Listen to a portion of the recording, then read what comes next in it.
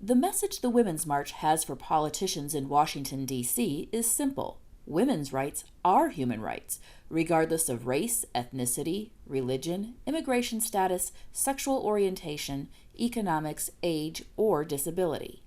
Jacob McNeil thinks that should resonate with everyone, regardless of gender. Because it's one thing to have a difference in opinion, it's a different thing to have a completely different view of democracy. Because it's totalitarianism, it isn't democracy that got elected. And I'm going to stand up to that.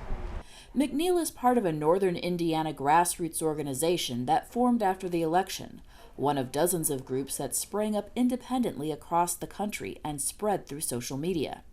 They recognize that although diverse groups might be too small to accomplish anything on their own, united, their numbers would be too great for the new president and other politicians to ignore. Sarah Young, who plans to march in D.C., says her key concern is women's health care.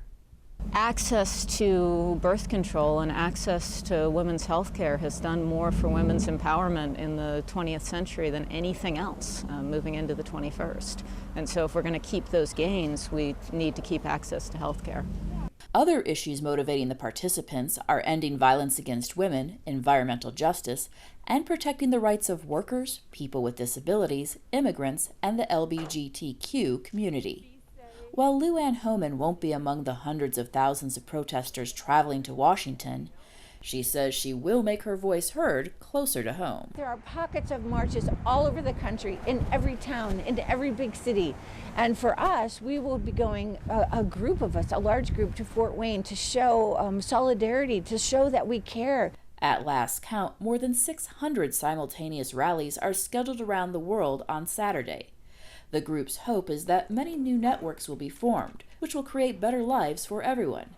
They believe that peace can't exist until everyone is equal. For VOA News, I'm Erika Celeste in Angola, Indiana.